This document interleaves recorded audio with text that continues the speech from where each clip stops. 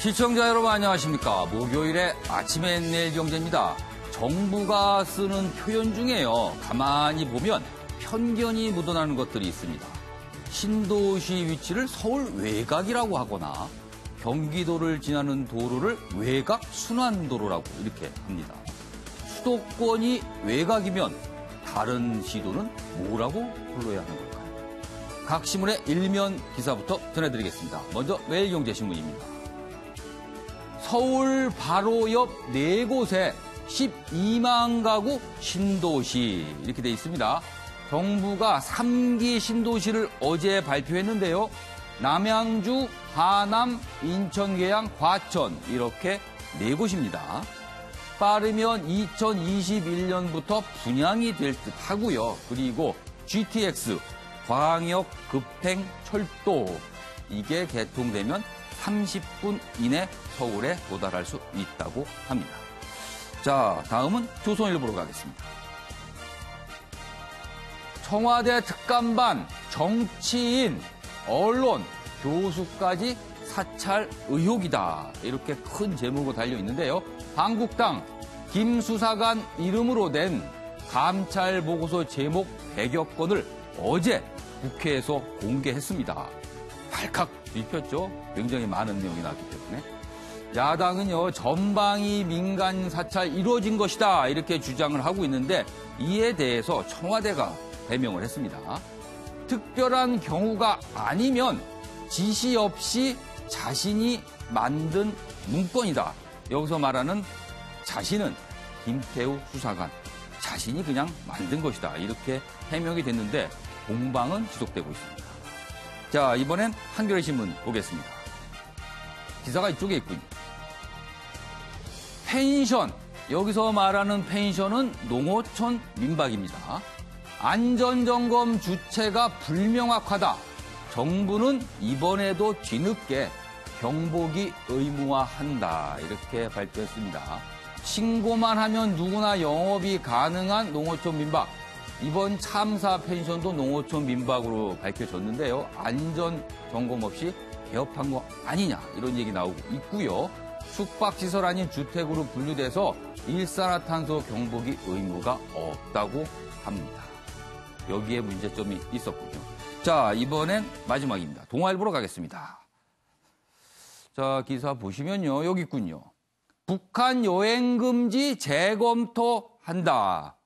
제재 완화 시사한 미국 이렇게 돼 있습니다. 굉장히 관건이었던 사안인데 방한한 비건 대북 정책 특별 보좌관, 인도적 북한 지원 보장, 북한 비핵화 협상장 유인의 당근책을 제시한 것이다. 이렇게 돼 있습니다. 제가 직함을 틀리게 했군요. 비건은요, 대북 정책 특별 대표입니다. 아무튼 뭔가 실마리가 좀 잡히는 건가요? 한번 기다려 보도록 하겠습니다. 지금까지 일면 기사 짚어봤고요. 오늘도 네 분의 패널께서 자리하셨습니다. 한 분씩 소개해드리겠습니다. 먼저 윤영걸 전 매경닷컴 대표 나오셨고요. 최창렬 용인대 교수, 김관옥 계명대 교수, 변한봉 변호사 나오셨습니다. 안녕하세요. 안녕하세요.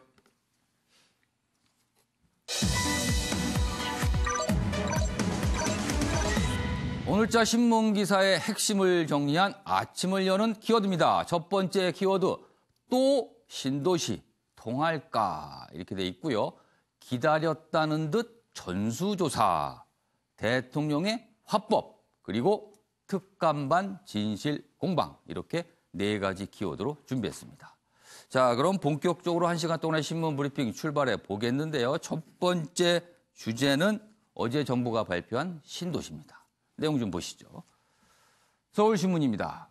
남양주, 하남, 계양, 과천에 12만 가구 3기 신도시 이렇게 돼 있고요.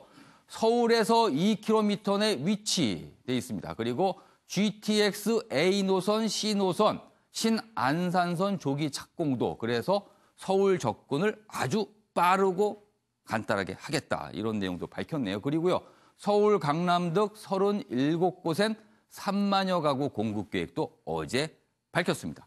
자, 신도시는 경기도에 위치를 하게 되는데 이것만 가지고 과연 부동산 그리고 집값 잡을 수 있을까? 그래서 어제 동시에 서울 지역 공급 계획도 발표를 했는데요. 그 기사 저희가 준비했습니다. 마저 하나 보겠습니다. 경향신문입니다. 서울 30도곳 1만 8천여 호, 삼성동 수색역 노른자 땅도 풀었다. 이렇게 돼 있는데요.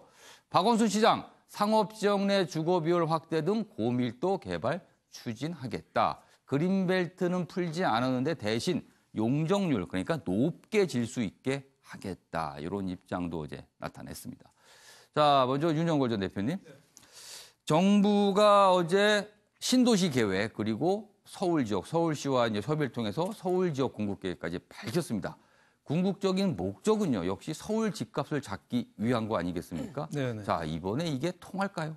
뭐 어느 정도는 통할 수 있다고 봐야죠. 예. 뭐 12만 가구 이상, 예. 동서남북, 남양주, 뭐 하남, 또 과천, 예. 또 인천, 계양, 동서남북으로 예. 서울에서 2km 거리 내에 예. 뭐 12만 가구 공급되니까 상당한 뭐 공급을 좀 해주는 효과는 예. 있죠. 그리고 서울 도심 지역에서도 그린벨트로 좀 예. 풀어서 확대하는 거는 상당히 의미가 있다고 봅니다. 예. 하지만은 가장 큰 문제는 저는 교통 문제가 아닌가 봐요. 교통? 예, 지금 오.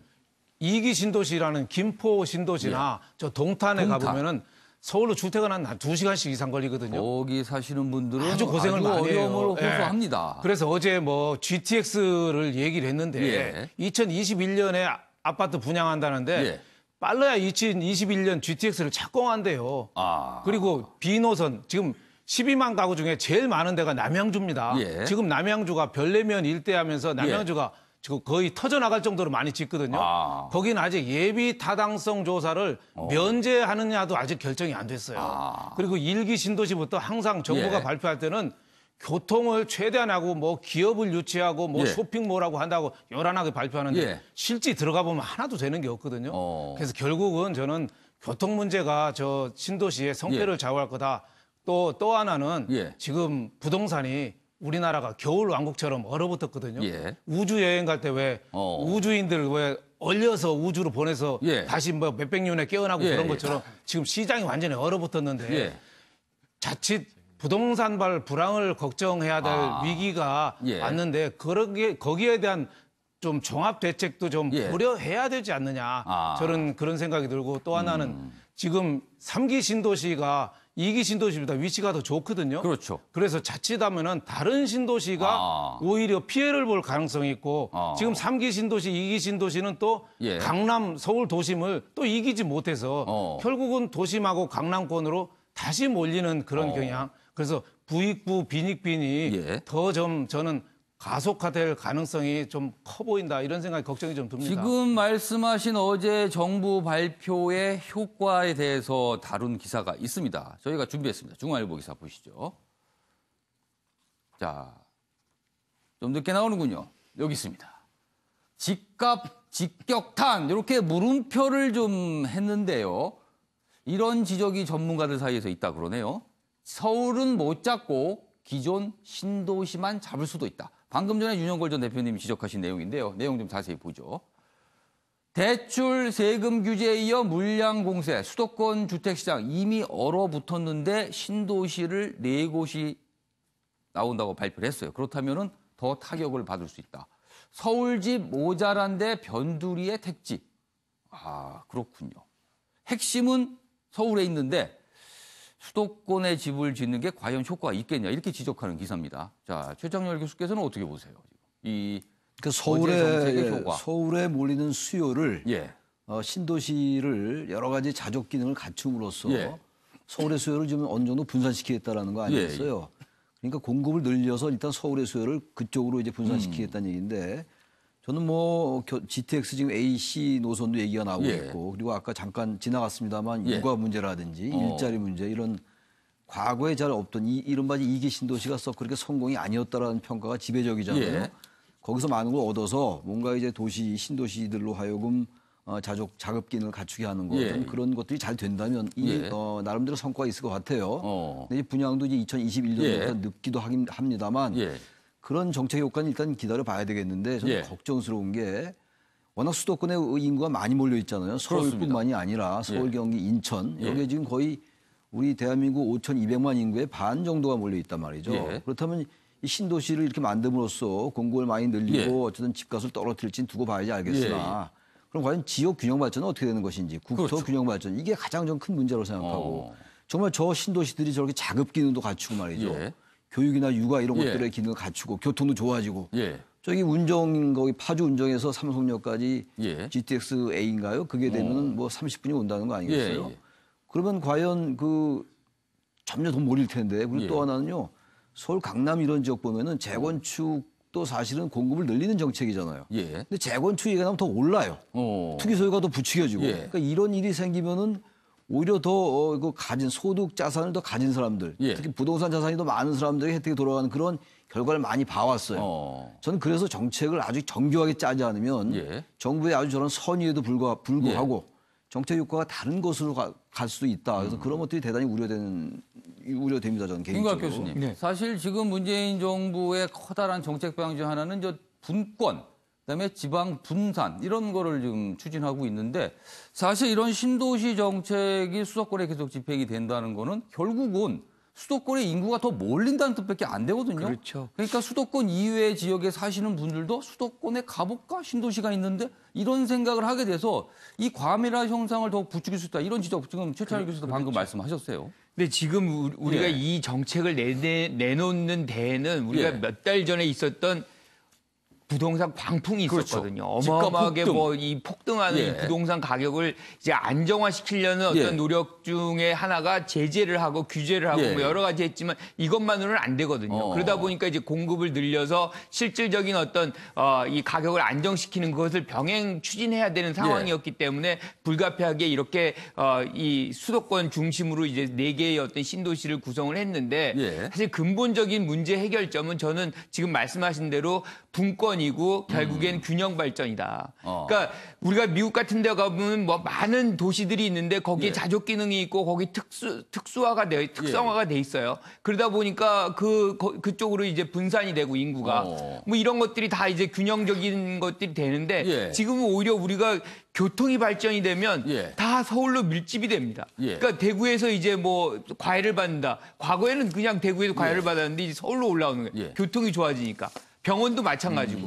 그래서 이런 교통이 좋아지는 것이 오히려 균형 발전을 막는 그런 효과도 분명히 존재하는데 그러기 위해서는 사실 서울에 있는 또는 수도권에 있는 중요한 자산 가치들을 사실은 분권적 차원에서 지방으로 이전할 필요가 있다. 이렇게 생각합니다.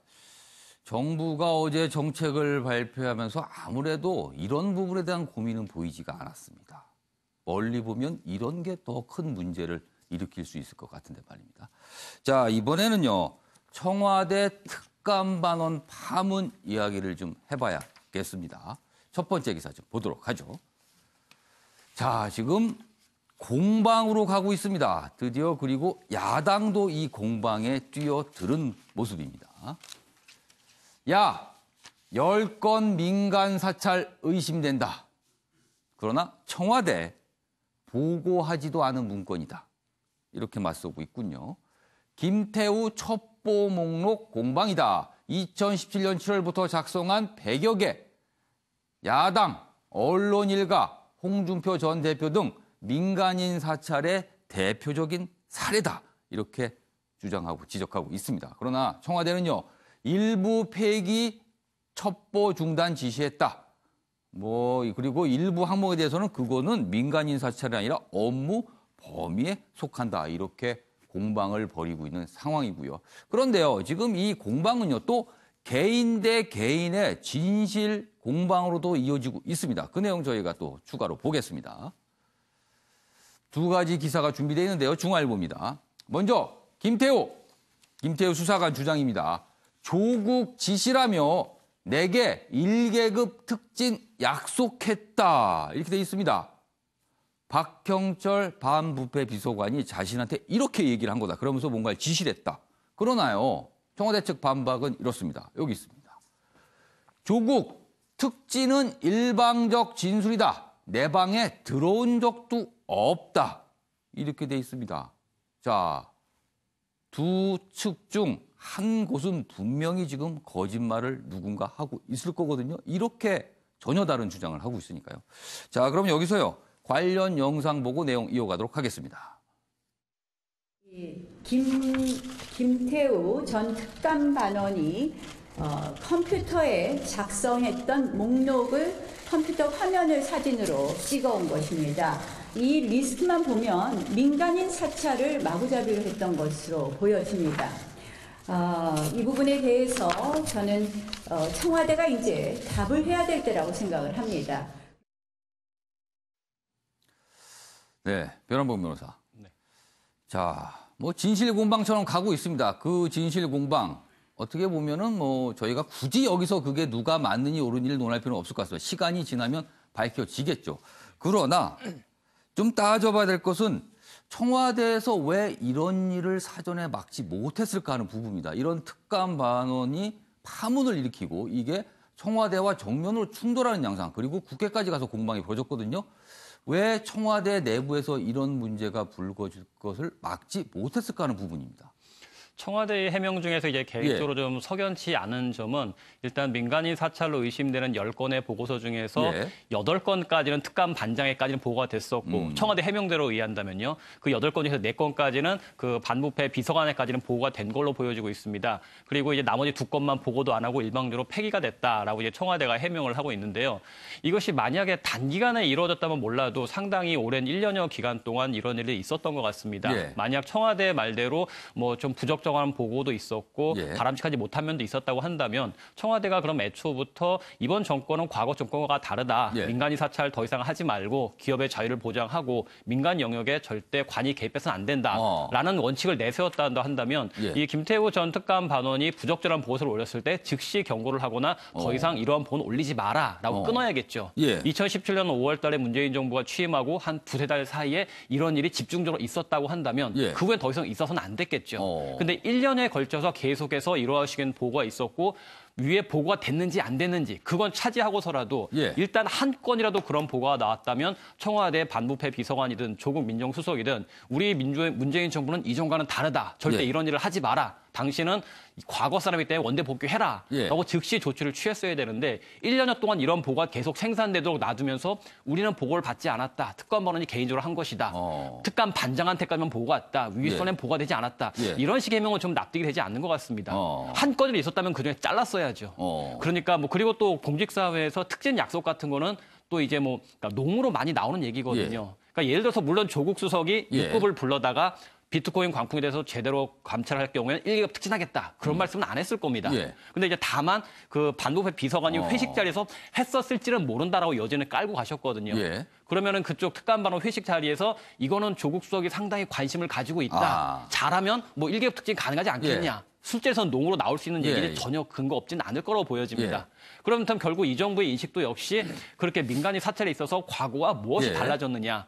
생각할 수밖에 없을 것 같습니다. 그러니까 청와대에서 굳이 이거는 우리가 문제가 없다고 할 게 아니라 이런 잘못된 사실, 과거 정권에서 답습되어 왔던 관행들을 우리도 끊지 못했다. 죄송하다라고 하는 것이 맞지. 이렇게 6급 비서관과 같이 청와대가 나서서 청와대 대 6급 비서관 진실 공방하는 게 상당히 좀 안 좋아 보이죠. 김건학 교수님. 김태우 수사관 지금까지 알려지기로는 이명박 정부 때도 청와대 근무를 했고요. 박근혜 정부 때도 근무를 했고 지금 정부도 근무를. 그러니까 3개 정부에서 계속 청와대 근무를 한 겁니다. 그렇죠. 자, 그렇다면은 그만큼 업무 능력은 있었다고 봐야 될 것 같아요. 그런데 문재인 정부 들어서 계속 지금까지 직원으로 있었다는 거는 문재인 정부도 그 직원이 필요하니까 남겨둔 거 아니었을까요? 이런 부분 지적이 지금 나오고 있습니다. 그렇죠. 그런데 뭐 여러 가지 해석이 있을 수 있어요. 필요해서 그럴 수도 있고. 사실은 그 정도 역량을 가진 수사관들은 굉장히 많습니다. 그런데 이게 관행처럼 했던 사람들을 계속 쓰는 어떻게 보면 업무의 일관성이라든가 뭐 이런 전문성이라든가 이런 걸 인정해서 그냥 갖다 쓴 것 같은데 저는 그것 자체가 잘못됐다라고 생각을 해요. 그러니까 촛불혁명으로 집권을 했고 그런 어떤 새로운 어떤 세상을 좀 열어가려고 했다 그러면 새로운 인물을 좀 충원했어야 되는 것이고 더 중요한 거는 사실은 민정수석실의 어떤 업무 직무 범위라든가 내용이라든가 내규라든가 예. 이런 거를 전체적으로 다시 만들었었어야 된다. 그래서 지금 뭐 말씀하신 대로 뭐는 되고 뭐는 안 되고를 명확하게 인지하고 이제 해야 되는데 문제는 우리가 이제 업무의 관행을 보면 예. 이분들이 거의 내근을 안 하거든요. 그러니까 거의 외근을 하면서 이제 감찰 활동을 하는데 그러다 보니까 반부패 비서관하고 만나는 것도 한 달에 한 번 뭐 회식 자리에서나 만난다는 거죠. 그러니까 이런 부분에 소통하는 기회도 적고 대부분이 이제 이런 감찰관 반원들이 나가가지고 예. 자기들의 임의로 해서 첩보를 가져오면 예. 그거를 이제 검증하고 이런 몇 단계에 걸쳐가지고 이제 하나의 어떤 이 정책 보고서로 완성이 되는 건데 지금 리스트업이 되어 있는 지금 김태우 예. 수사관이 내놓은 거는 예. 본인이 그냥 상당 부분 했던 그 부분이 있고 예. 또 지시를 받은 것도 있고 그래서 가장 중요한 것은 지금 우리가 해야 될 거는 지시 받은 것이 무엇이고 예. 실질적으로 김태우 수사관이 스스로 한 것이 무엇인지 거기에서 어떤 것이 민간인 사찰과 연관이 돼 있는지를 구분하는 게 먼저라고 생각을 해요. 최수환 교수님, 지금 이런 지경에까지 제가 뭐 상황이나 지경인 것 같습니다. 이런 지경에까지 이르는 건 청와대 주장은 김태우 수사관이 본인의 비위를 덮기 위한 이런 모습이다. 이렇게 주장을 하고 있어요. 자, 과연 시작점은 어디였다고 봐야 되는 건지 어떻게 이해하고 계십니까? 최근에 청와대 그 감찰반 예. 관련 여러 가지 좀 적절치 못한 얘기들이 많이 예. 나왔어요. 부적절한 이른바 골프 얘기도 나오고 또 계속 얘기가 나왔던 겁니다만 이 김태우 수사관 예. 이 이제 지인의 그 수사 상황을 알아보러 경찰청을 방문한 것 이런 것들 그렇습니다. 이러면서 직무에서 배제됐지 않습니까? 그 이후에 이런 일들이 터져 나왔단 말이죠. 그래서 어쨌든 본질을 말씀드리기 이전에 예. 김태우 수사관이 자신에게 불리한 상황을 좀 모면하기 위해서 그리고 어쨌든 상당히 안 좋은 감정으로 이렇게 의혹을 계속 폭로하는 것만은 분명히 맞습니다. 예. 이건 아주 적절치 못한 행동이에요. 이제 검찰의 수사가 이제 어떻게 진행될지 예. 모르겠습니다만 아직 검찰이 본격 수사는 안 들어간 것 같아요. 감찰을 하고 있다가 나중에 이제 수사로 할 수밖에 없죠. 이제 고발이 됐으니까. 근데 이게 기본인데 이제 문제가 점점 확산되고 이게 지금 정치 쟁점화하는 측면이 굉장히 커요. 아까 잠깐 화면에 나왔습니다만 나경원 한국당 원내대표가 이렇게 이제 얘기를 하고 있는 상황이잖아요. 그리고 아마 이 부분을 특히 제1야당은 계속 이제 정치적으로 비화시킬 가능성이 높아 보여요. 국정조사나 특검 얘기까지 나오고 있는 상황입니다. 근데 아무튼 여러 가지 뭐 측면이 많이 있는데 청와대가 이 부분에 대해서 좀 관리 못하면 분명히 있습니다. 그러나 청와대로서도 좀 이해가 좀 가요. 청와대 입장이. 이게 사찰이냐 이게 감찰이냐의 프레임이 자꾸만 이렇게 형성되는 것 같아요. 지금. 그렇다면 이거는 다른 것과 달라서 이게 만약에 민간인 사찰이다라는 용어가 자꾸만 나오고 설령 어떤 게 사실인지 모르겠으나 지금 전혀 저런 것도 화면에 나온 것처럼 사실관계가 다르잖아요. 그렇습니다. 그렇다 하더라도 사찰 대 감찰의 프레임은 정권에게는 대단한 부담이에요. 다른 것과 달라서. 특히 문재인 정부는 사찰이라는 부분에 대해서 굉장히 부담을 느낄 그래서 수밖에 바로 이 없죠. 정권이니까 더 그렇죠. 촛불혁명을 집권했는데 예. 이걸 과거 정권, 과거에 잘못된 농단을 부렸던 정권과 같은 행태를 답습했다라는 거는 이거는 뭐 도덕적 치명성을 갖는 거죠. 그래서 상당히 민감하게 반응할 수밖에 없어요. 그런데 몇 가지 팩트들에 대해서 썩 그렇게 잘 적절하게 대응 못한 게 있어요. 공기업의 어떤 뭐 감찰 이런 것들도 뭐 그냥 넘어간 부분이 있다라든지 상부에 보호하지 않았다 해명 이런 것들 말이죠.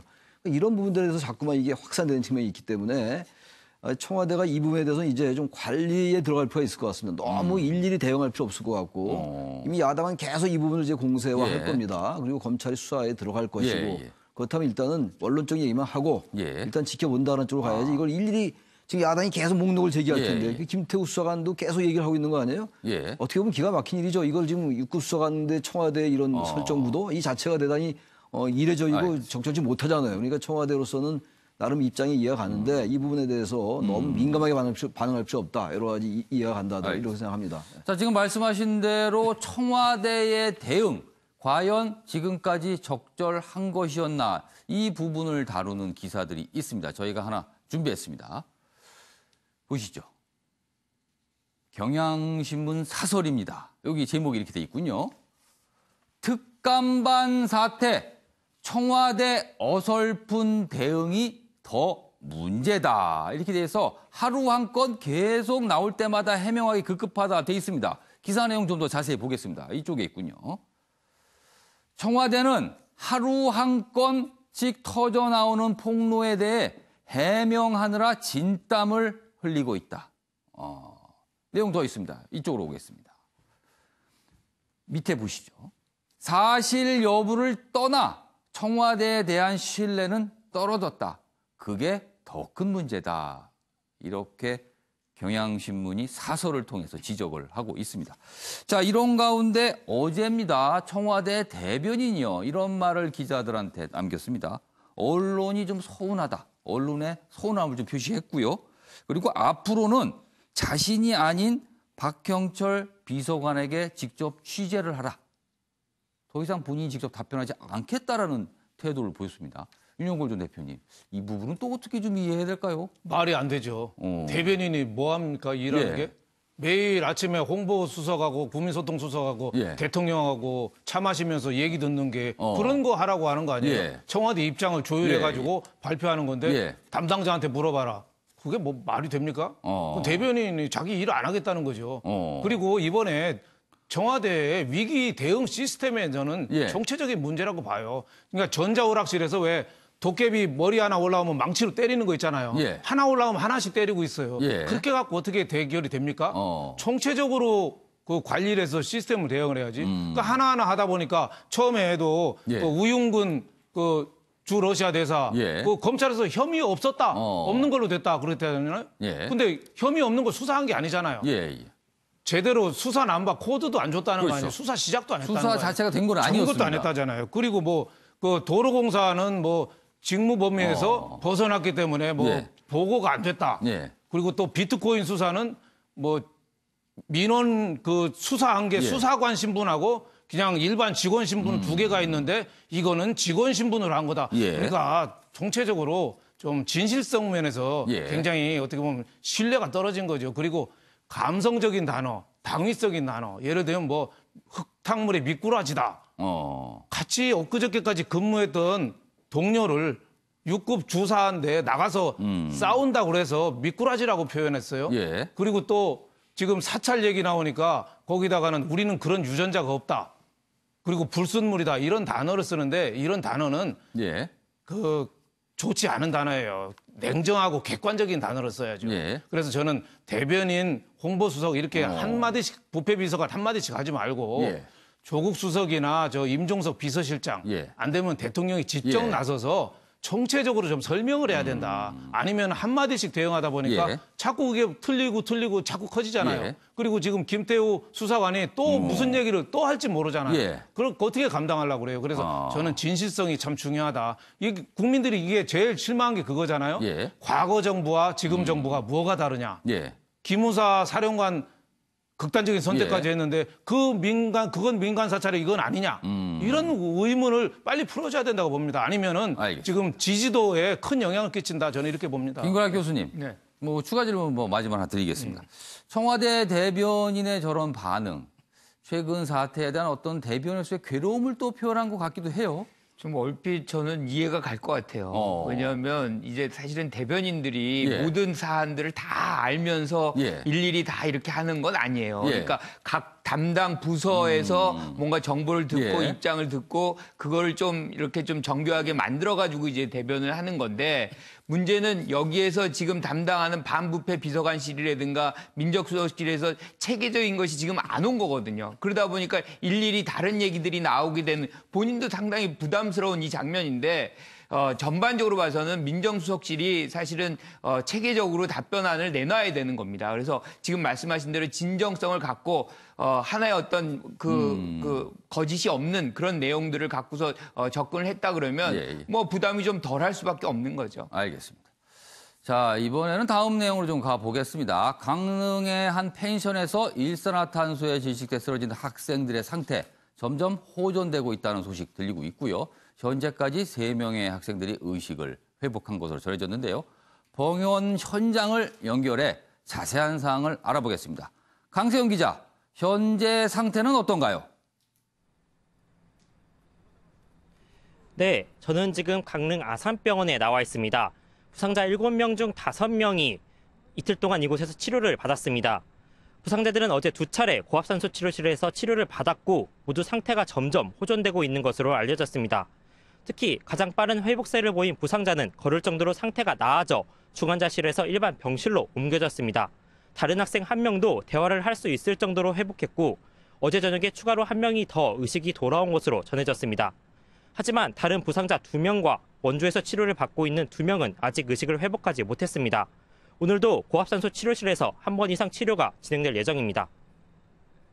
이런 가운데 경찰이 안타깝게 목숨을 잃은 학생들의 사망 원인을 발표했죠? 네, 안타깝게 목숨을 잃은 학생들의 사망 원인은 일산화탄소 중독으로 밝혀졌습니다. 경찰은 사망자 몸속 혈중 일산화탄소 농도가 치사량을 훨씬 넘었고 독극물은 검출되지 않았다고 밝혔습니다. 일산화탄소 농도가 40% 이상이면 치사량인데 숨진 학생들의 몸에서는 최대 63%까지 일산화탄소가 검출됐습니다. 감식을 통해 보일러와 연통에 어긋나 있었던 게 확인된 만큼 이 틈으로 일산화탄소가 유출된 것으로 보입니다.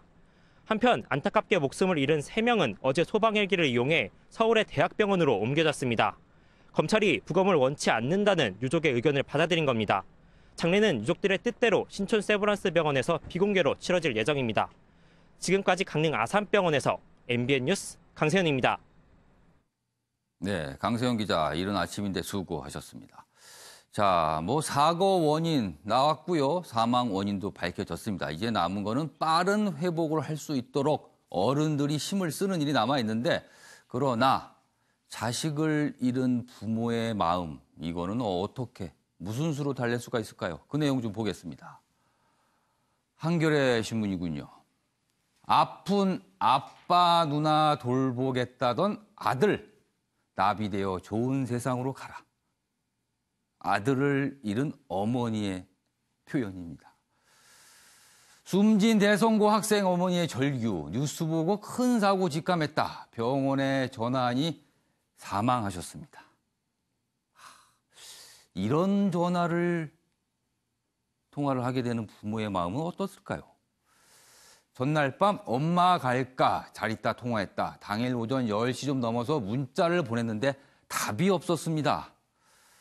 KTX 안전 문의까지 하고 펜션도 확인한 뒤 가라고 허락했는데 지금 생각해보니 가지 말라고 해야 됐던 거 아니었었나. 이런 후회도 들고 있고요.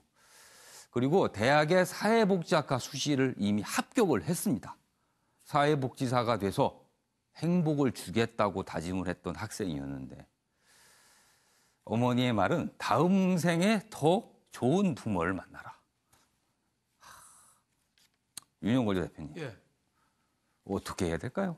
정말 가슴이 아프죠. 저 수능 시험 보고 여태까지 초등학교 때부터 계속 그 입시에 시달리다가 겨우 수능 끝나서 대학을 합격하고 그 같이 우정 여행이라고 그래서 강릉의 경포대 펜션 얻어서 갔는데 저렇게 참 그 일산화탄소로 저렇게 생을 마감한다는 건 부모로 봐서는 억장이 무너지는 거죠. 그리고 또 그 숨진 아이가 사회복지사를 그렇습니다. 희망을 했다잖아요. 네. 또 아빠하고 누나가 많이 좀 불편한가 봐요. 예. 그래서 나도 사회복지사로 해서 아픈 사람을 많이 도와주겠다. 어떻게 보면 굉장히 착한 생각을 그렇죠. 한 착하고 학생입니다. 남을 도와주겠다는 생각하는 게 참 쉽지 않잖아요. 근데 그런 착한 마음을 먹은 아이가 저렇게 비명 행사했다는 게 참 가슴이 아프고 어머니도 또 불안해서 KTX도 물어보고 했는데 아들한테는 다른 친구들한테 혹시 놀림감 받을까 봐 너무 전화를 자주 하면 그래서 불안해도 전화를 못 했다는 거예요. 그래서 참 우리가 세월호 때도 가슴이 아팠지만 지금 이 사고도 너무 가슴이 아프죠. 네. 아직도 우리가 안전한 나라가 아직 안 됐다는 거. 그리고 유치원 무너지고 한데도 아직도 그대로 예. 있다잖아요. 그래서 조금도 개선되지 않은 이런 사실 예. 너무나 좀 가슴이 아프고 예. 우리가 좀 더 안전한 나라로 해서 좀 많이 좀 새로 좀 노력해야 된다 이런 생각이 듭니다. 자, 이번 사고 다시는 발생하지 않도록 해야 하고요. 그리고 부상자가 발생했을 때는 신속하게 치료를 해야 되는데 이 치료 부분에 문제가 보이고 있습니다. 그 내용 좀 보겠습니다. 매일경제입니다. 전국에 26곳뿐이다. 사고 때마다 고압 산소실 찾아 헤맨다. 이번에도요, 강릉 현지에서 바로 고압 산소실 치료를 모두 하지 못해서 이동까지 하는 일이 있었습니다. 응급 상황인데 치료 지체 우려. 서울에 단 3곳. 그마저 1인용. 미국은 1,700곳. 일본은 600여 곳 대주다. 인구 차이를 감안을 하더라도요. 너무 없는 거 아닙니까, 우리가? 우리나라가 매일 자랑하죠. 전 세계에서 경제력으로 10위권이다. 그런데 이런 현실이 또 나타납니다. 최창현 교수님, 왜 이렇게 우리는 이런 사고 때마다 보면 허점이 많은가요?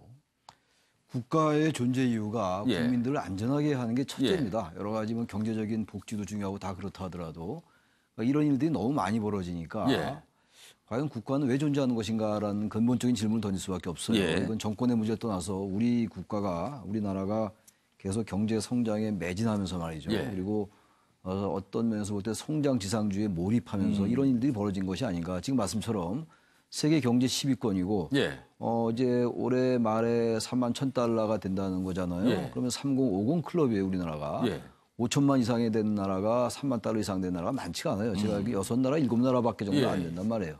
근데 지금 말씀처럼 저렇게 고압산소시 저거밖에 없다라는 게. 아니, 일본이 600곳이면 인구 차이를 격차하면 우리는 최소한 200곳은 있어야 되는 것 같습니다. 그러니까 저런 부분들이 대단히 사각지대인 거예요. 눈에 보이지 않는 것들에 대해서는 여전히 허술한 것이고 또 하나 문제가 제가 아까 국가의 얘기를 했습니다만 이번에 그 벌어진 게 농어촌 민박 하는 집들을 펜션으로 허가해 준 거였잖아요. 이른바 농어촌의 이제 소득 증대와 관련된 건데 규제를 완화한 거죠, 말하자면. 요즘 말로 하면은. 근데 규제 완화의 그 맹점이 그렇게 있는 거예요. 그것이 또 숙박업소다 보니까 숙박업소니까 또 보일러나 이런 점검은 또 의무사항이 아니라는 거 아니겠어요. 그러니까 우리 사회는 여전히 좀 다른 측면이긴 한데요.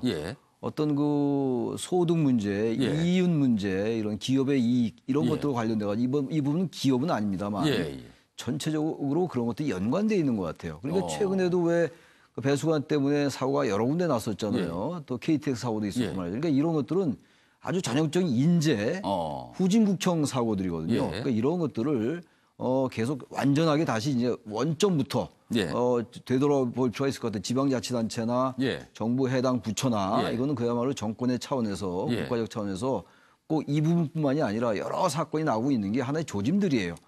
과거에 김영삼 정권 때도 사고가 계속 터졌었잖아요. 그러니까 그런 것들이 잘 개선이 안 돼 있는 거예요.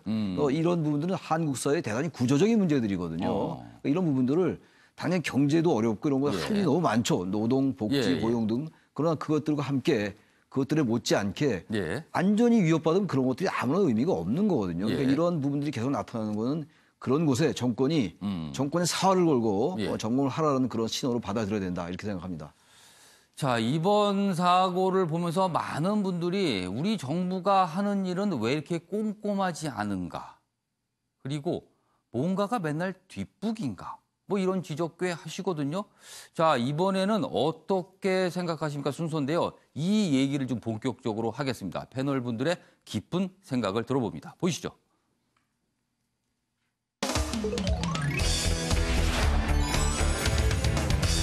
오늘 어떻게 생각하십니까? 주제는요. 수능 후 고3 관리 부실 탓인가? 정부는 지금 여기에 초점을 맞추고 있는 것 같아요. 이번 사고와 관련해서. 이게 과연 맞는 얘기인가? 저희가 좀 조목조목 좀 짚어봐야겠습니다. 자, 여기 기사부터 보겠습니다. 국민일보입니다. 수능 후 고3 프로그램 사고 터질 때마다 부랴부랴 졸속 대책. 이렇게 돼 있습니다. 교육부 강릉 펜션 3, 4, 5 뭐 발표를 했습니다. 그런데요. 여기 정부 당국자, 교육부 장관입니다. 수능 이후 학생이 방치되고 있지 않는지 전수점검하겠다. 사고 난 지 얼마 안 돼서 바로 대책 발표도 했고요. 전수점검도 하겠다고 합니다. 자, 교육부는요. 이미 2016년 대책을 만들 당시에는 만들었는데 그 당시에서 보면 한 발자국도 나가지 못했는데 또 대책을 만든답니다. 그리고 전수조사 또 한다고 합니다. 자, 이런 정부의 모습을 과연 우리는 어떻게 이해해야 되는 건지 먼저 관련 영상 보고 내용 이어가도록 하겠습니다. 수능 이후 한 달여간 마땅한 교육 프로그램이 없이 학생들이 방치되고 있는 것은 아닌지를 전수 점검할 것입니다. 네. 요 기사 내용 중에서 내용이 좀 더 있어서 읽고 가겠습니다. 여기 보시죠. 2016년 대택도 탁상 행정이라 비판을 받았습니다. 여론 잠잠해지면 유야, 무야, 반복. 올해도요. 수능 후 고3 프로그램이라는 게 대부분 EBS 시청이 대부분입니다. 그냥 학생들을 교실에 잡아두는 겁니다. 나가면 사고가 생길까 봐. 자, 이번 강릉 펜션 사고의 원인이 학생들이 밖에 다녀서인가요? 그리고 또 각 학교의 고3 수능을 본 고3 학생들을 어떻게 프로그램하고 관리하고 있는지 이걸 또 전수조사하겠다고 합니다. 이걸 어떻게 해야 될지요? 자, 먼저 변환봉 변호사. 네. 소 잃고 외양간을 고친다는 것도 참 한심한 일인데 소 잃고 옆집 외양간을 고치는 격이 아닌가 싶습니다. 그 외양간이 아니라 옆집 외양간을 고친다. 예. 지금 앵커께서 말씀을 하셨던 것처럼 만약에 이번에 그러면 대성고등학교 교사분께서 같이 따라가셨다라면 어른이니까 좀 더 일산화탄소를 일찍 인지하고 사고를 막을 수 있었느냐? 그건 아닐 겁니다. 그러니까 인솔교사가 있어서 그 펜션에 그대로 묵었어요. 그러면은. 그렇다고 해서 사고가 달라진 건 아니거든요. 오히려 피해가 더 커졌었겠죠. 예전에 이제 수능이 끝나고 난 이후에는 학생들이 수능이 끝났으니까 학교에서 낮잠만 자고 학교에서는 영화를 틀어주고 전혀 뭐 의미가 없다 해가지고 좀 더 교실 밖 체험 활동을 많이 하자고 해서 이제 여러 가지로 좀 대책이 많이 나온 것으로 알고 있습니다. 그럼에도 불구하고 이제는 뭐 또 그렇다 보니까 학교 밖으로 방치가 되고 있다. 전수조사하자. 이것은 좀 잘못된 대책인 것 같고요. 이번에는 원인에 대해서 어느 정도 분석이 나왔듯이 뭐 보일러에 대한 배기관 문제이기 때문에 이것은 숙박시설에 대한 점검이 필요했던 것이지 이것을 교육부 장관이 가서 노란 잠바를 입고 얘기를 하는 것이 과연 옳은 대책이냐. 국토교통부 장관이 가시든지 아니면 행안부 장관이 내려가서 그러면 숙박업소에 대한 점검을 해야 되는 것이 우선이 되는 것이지 교육부 장관이 내려와서 저런 얘기를 하는 것 자체야 이거야말로 그야말로 보여주기식 아니냐. 쇼 아닌가 싶은 안타까운 생각이 듭니다. 소 잃고 외양간을 고치는 게 아니라 소 잃고 옆집 외양간을 고친다. 이렇게 비유를 해주셨어요. 김관학 교수께서는 어떻게 생각하십니까? 그러니까 전수조사를 왜 이렇게 자주 합니까? 그러니까 전수조사를 했다 그러면 분명히 대책이 나와야 되고 그 대책은 상당히 장기적이고 근원적이어야 되는데 고민을 한 다음에 나와야 되는 게 대책 아닙니까? 그렇죠. 그런데 왜 다시 재발합니까? 그러면 예컨대 지금 전수조사를 다시 했다 그러면 원론적인 어떤 대안이 나와야 되는 것이고 이것 자체가 지금 30년에서 50년 뭐 거의 우리도 경험했던 거예요. 그러니까 수능 끝나면은 결국에 할 일이 없어가지고 방치되는. 그런데 문제의 요점은 사실 그래서 사건이 터진 건 아니거든요. 그러니까 그것도 위험성이 분명히 존재하지만 가장 중요한 거는 펜션의 안전 관리를 안 한 것인데 그것을 교육부에서 이제 뭐 예컨대 수능 이후에 관리를 못해서 한 것처럼 하는 것은 진짜로 잘못 짚은 것이다. 그래서 이 두 가지를 뭐 전수조사 한다니까 뭐 뭔가를 이제 채택을 해야 되겠죠. 그래서 실질적으로 수능 이후의 대책을 이번에 원천적으로 50년짜리, 100년짜리를 한번 만드는 걸 기대해보고 또 한 가지는 펜션이라든가 모든 안전과 관련된 것들은 좀 점검을 다시 해볼 그런 계기로 삼아야 되겠다 이렇게 생각합니다. 최청열 교수께서는 어떻게 생각하십니까? 아니 저는 이게 정부가 정책적 감수성이 대단히 떨어지는 것 같아요. 정책적 감수성. 왜냐하면 지금 교육부 장관으로서 저런 얘기 할 수 있어요. 학생들이 어쨌든 관리가 안 된다. 근데 관리라는 표현도 대단히 적절치 않은 얘기인데 사실 수능이 끝나면 학생들이 자유롭게 할 수 있게끔 하는 게 맞죠. 그러면 교실에 잡아두고 무슨 관리 프로그램을 한다는 것 자체도 저는 시대에 뒤떨어졌다고 보는데 왜냐하면 지금 이 사건은 어쨌든 간에 농어촌 민박이라는 것으로 분류돼가지고 안전점검이 안 돼 왔고 그리고 주인은 거기에 대해서 전혀 점검을 안 했잖아요. 그 펜션의 주인은. 이런 것들이 먼저 나온 다음에 그런 다음에 이런 것들도 후속으로 나와야 되는 것인데 먼저 지금 이 부총리가 저런 얘기를 한다는 걸 국민들은 어떻게 받아들이겠어요? 저는 다른 말하자면은 옆집의 외양간이 아니라 자기 이 종아리가 가려운데 남의 종아리 긁는 식의 형태로 보여져요. 남의 종아리를 긁고 있다 지금. 그래서 정책적 감성이 떨어지는 거다 정부가. 그래서 저거는 너무 매너리즘에 빠져 항상 그때 나오면 그때 정답들이 있어요. 모범 답안들이.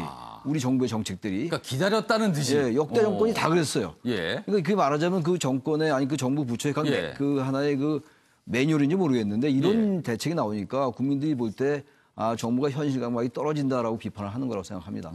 윤영걸 전 대표께서는 어떻게 보셨습니까? 전형적인 숟가락 올려놓기죠.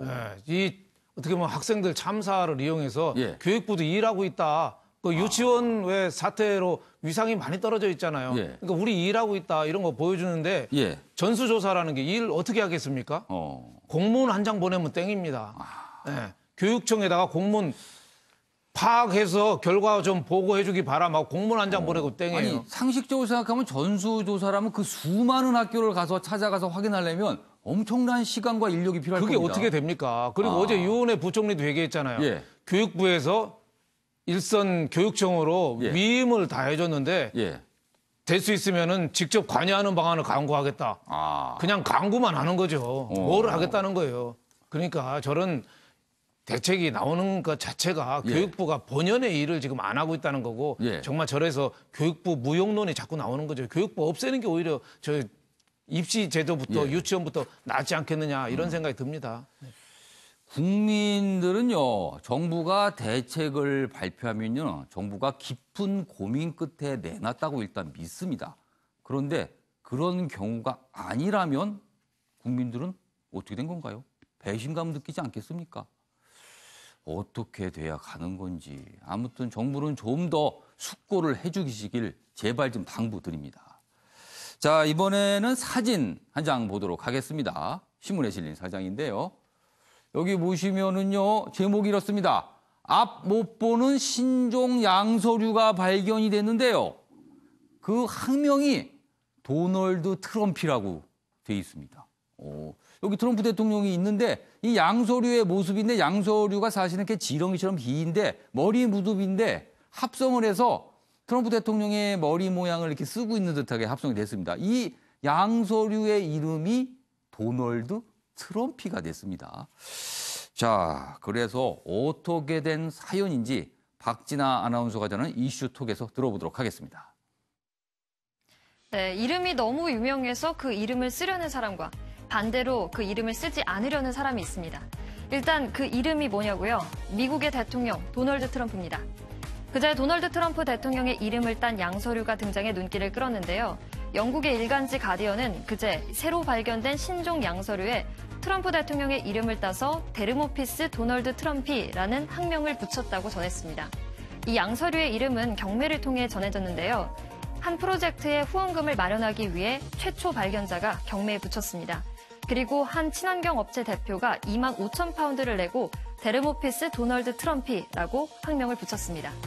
이 신종 양서류는요, 길이가 약 10cm 정도의 발이 없는 생물인데요. 앞을 보지 못하고 머리를 땅속에 박는다는 특징이 있습니다. 이 생물에 이름을 붙인 업체 대표 에이던 벨은 이 생물이 앞을 보지 못한다는 게 기후변화를 예측하지 못하는 트럼프 대통령을 닮았다고 지은 이유를 밝혔는데요. 지난달 트럼프 대통령이 기후변화를 부정하는 태도를 보였거든요. 이 모습을 보고 학명이 추진된 겁니다. 트럼프 대통령의 이름을 딴 사례는 또 있는데요. 지난해 새로 발견된 나방의 이름이 네오팔파 도널드 트럼프입니다. 머리 부분 노란 털이 트럼프 대통령과 닮았다며 붙여졌는데요. 이렇게 신종 동식물에 대통령 등의 유명인 이름을 따고 하는데요. 대중들의 관심을 모으기도 하고 생물의 다양성과 보호에 대한 중요성을 알리기 위한 거죠. 트럼프 대통령의 이름을 쓰고 싶어 하는 사람이 있는가 하면 반대로 이 이름을 쓰고 싶지 않아 하는 사람도 있었는데요. 지난 2016년 트럼프 베토라는 초등학생이 이름 때문에 친구들에게 놀림을 당하자 이에 개명을 했는데요. 트럼프 베토에서 조슈아 베토로 바꿨습니다. 트럼프라는 이름이 영향력 있는 건 확실한 것 같습니다. 지금까지 박진아의 이슈톡이었습니다.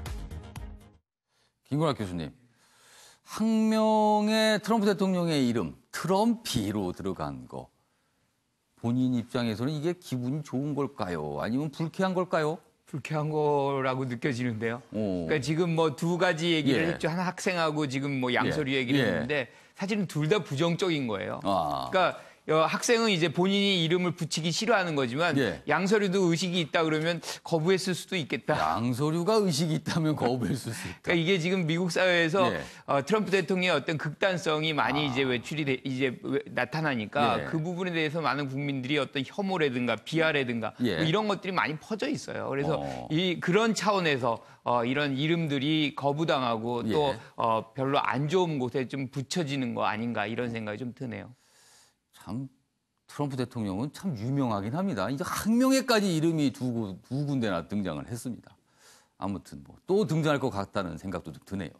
자, 이번에는 사회 관련 기사로 좀 넘어가 보겠습니다. 첫 번째 기사 준비되어 있습니다. 동아일보입니다.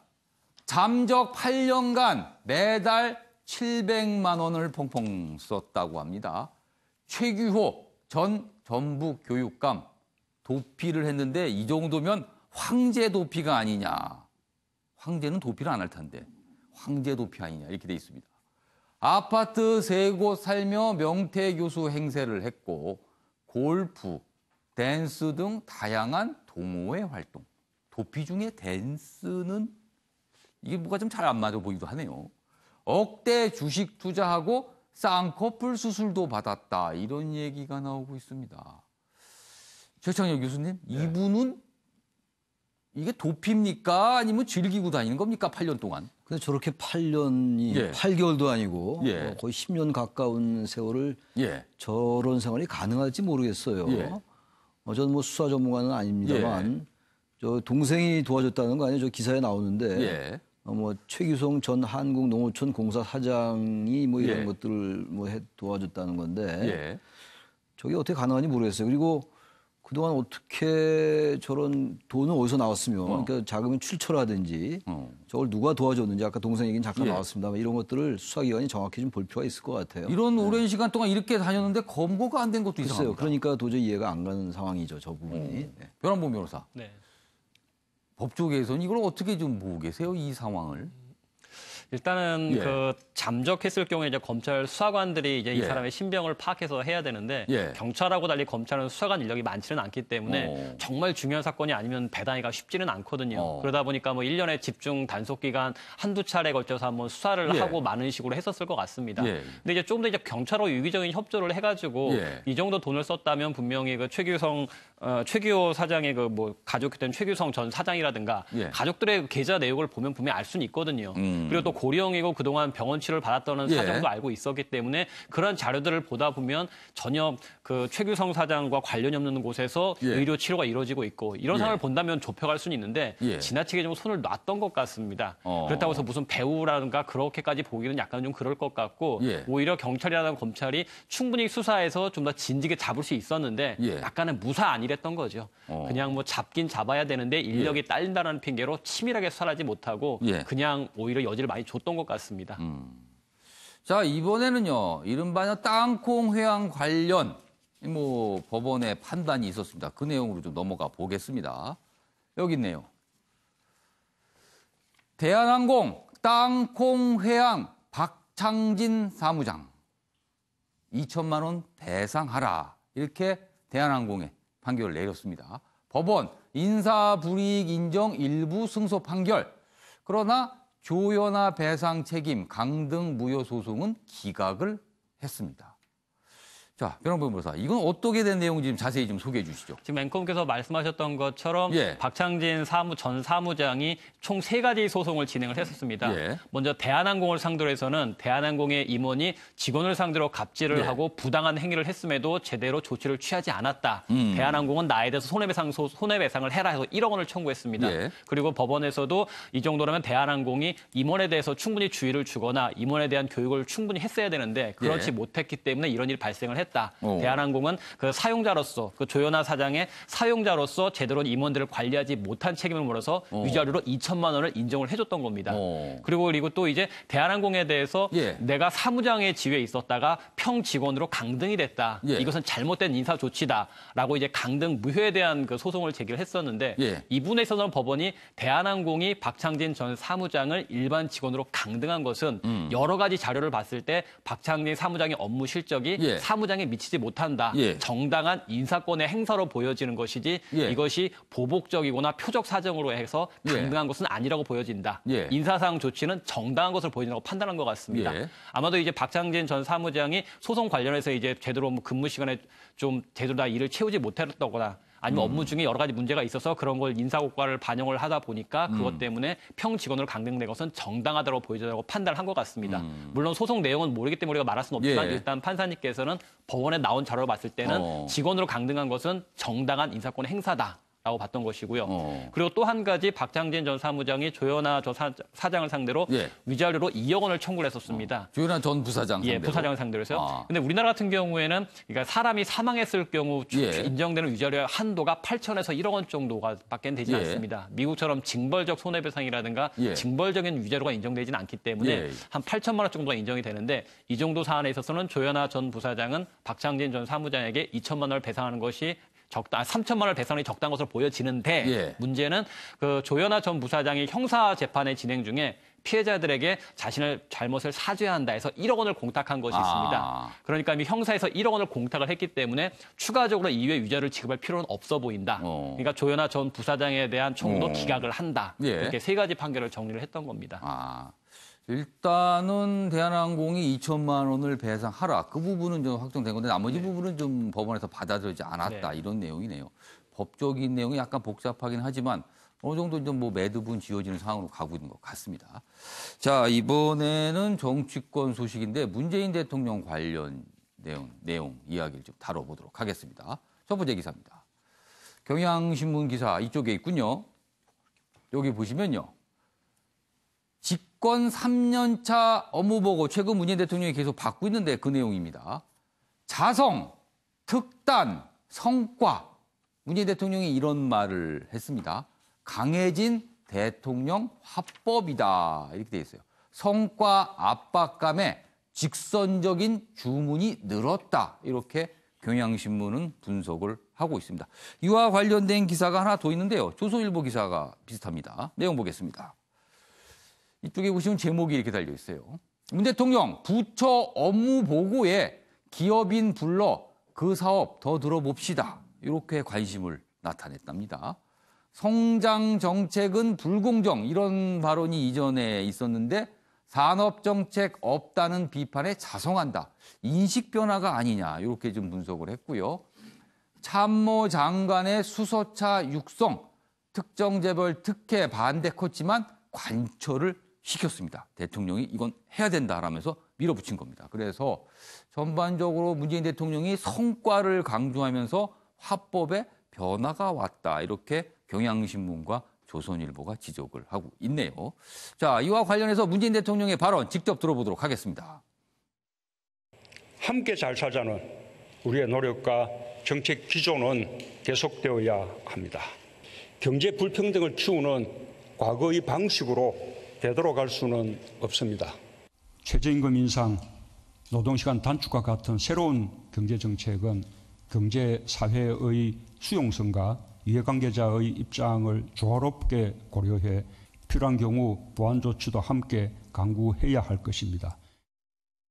네, 윤건조 대표님, 문재인 대통령의 화법의 변화 어떻게 평가하세요? 상당히 저는 뭐 긍정적으로는 봅니다.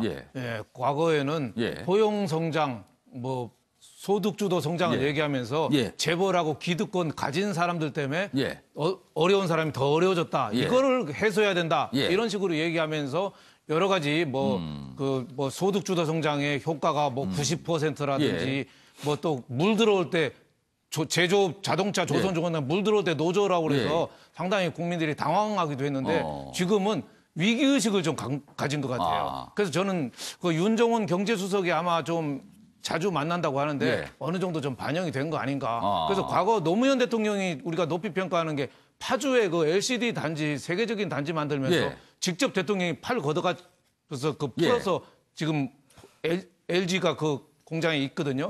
그래서 문 대통령도 산업 정책에 한해서 지금 수소차 허용하는 문제, 여태까지 재벌 특혜라는 것 때문에 못 해줬어요. 그리고 현대차, 삼성동 한전 부지는 10조 이상 주고 팔았는데 그것도 부동산, 강남 부동산 부추긴다고 또 안 해줬어요. 그것도 긍정적으로 검토하는 거는 상당히 저는 긍정적으로 본다. 하지만은 산업 정책이나 이런 좀 일부분이지 진짜 큰 부분에 대해서 경제 정책 기조를 저는 좀 바꿔야 된다고 봅니다. 봉위숙이라는 말이 있잖아요. 어려움에 처할 때는 불필요한 것부터 버려야 된다.